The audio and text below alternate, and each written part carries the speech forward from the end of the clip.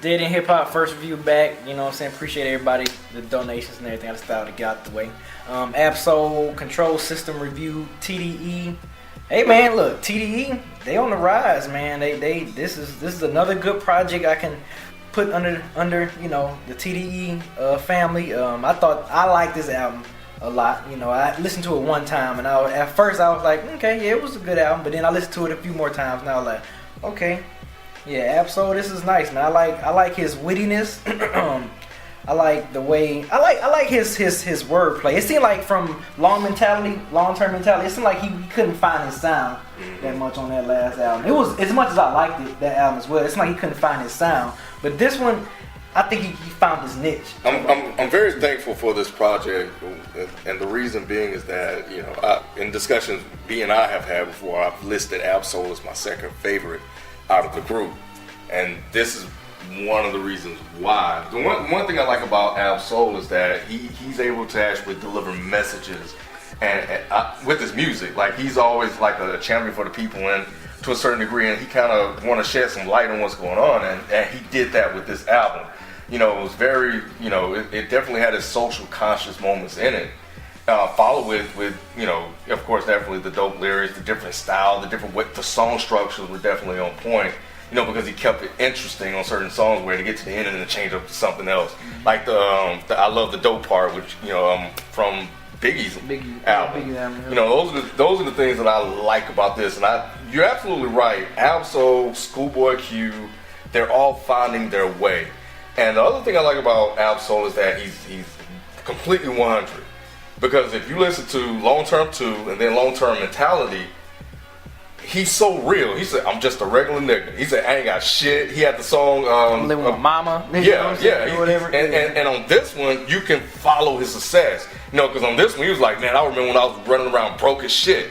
You know what I'm saying? So, he has a lot of dope songs on here. Pineal Gland, Terrorist Threats is by far, right now, my favorite track on there, on this album. And there's definitely some good energy on this album. When it first dropped, I was like you. When I listened to it, it was like, okay, all right, it's cool.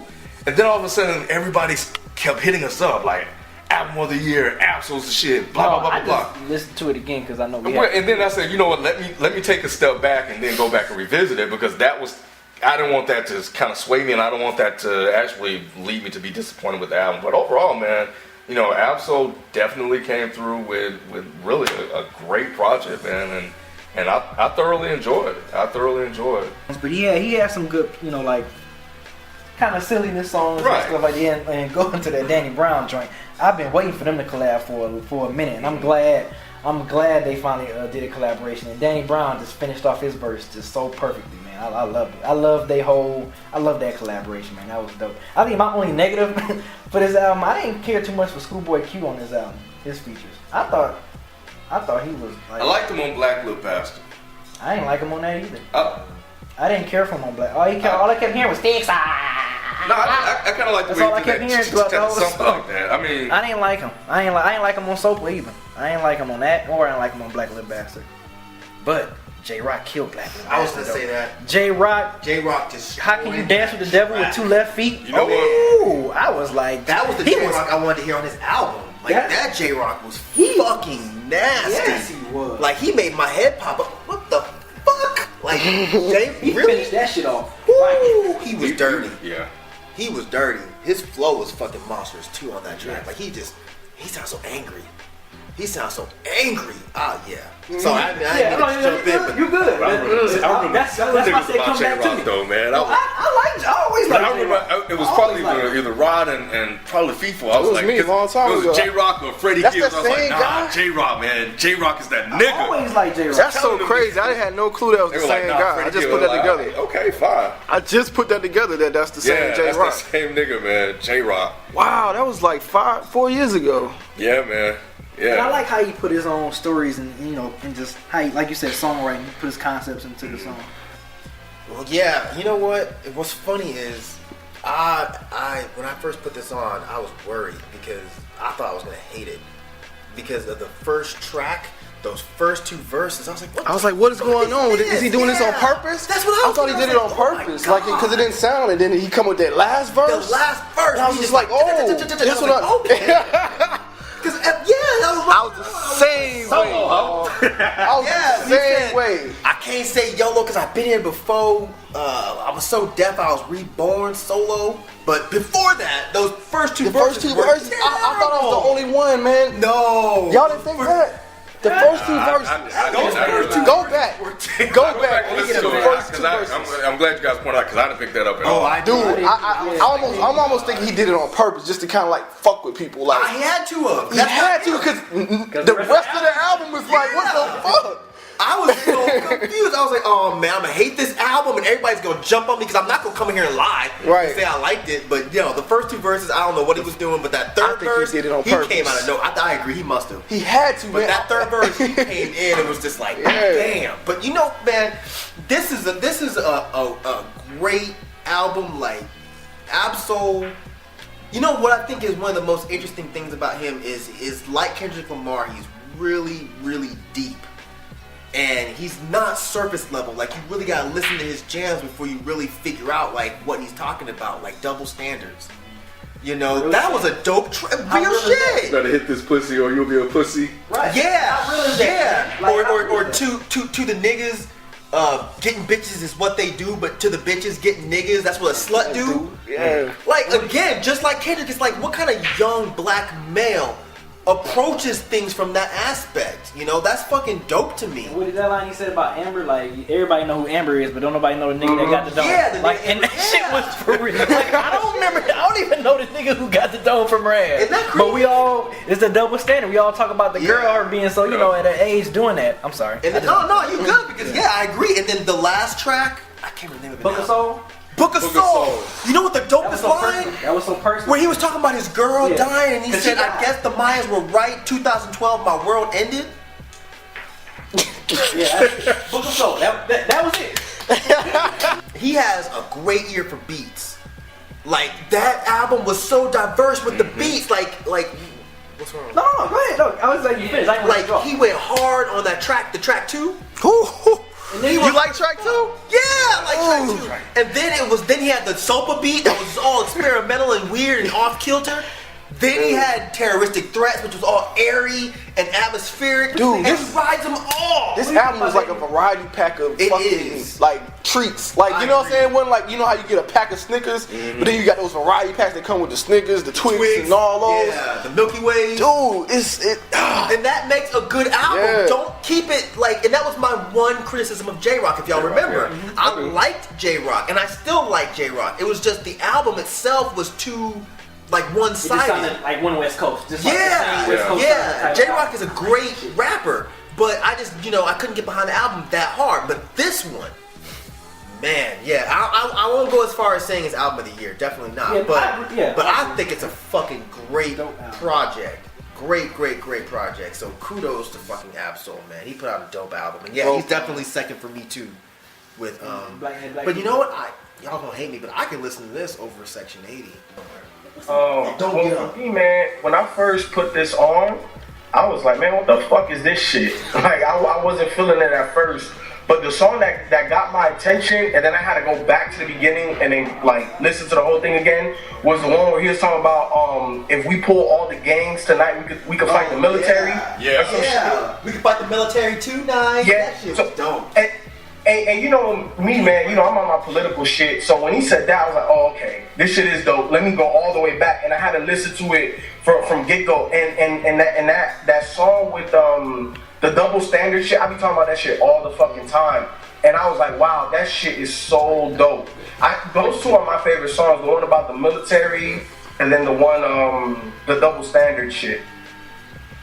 You know what I'm saying? Those are my two favorite. But when I first listened to it, I was just like, I don't know. Like, I like it, I want to like it more, but I listened to it over and over, and I'm like, okay, there's some things that personally I would like probably take away, that I wouldn't do. But the whole album is just dope as fuck. What are those things though? Yeah. What are those things, man? What is that you take out?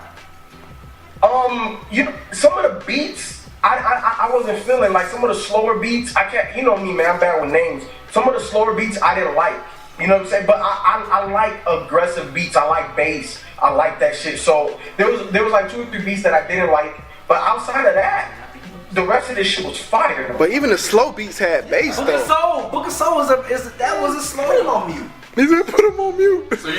So I think. I really need to feel why you think you would take. I really have to know, man. But I really need to know, like, what would you personally? It's like if I was producing the album, or if I was the artist, I wouldn't have chose that. But that's just me. But I didn't say it was bad. Right. I'm not saying that. I wouldn't pick it, but it was good.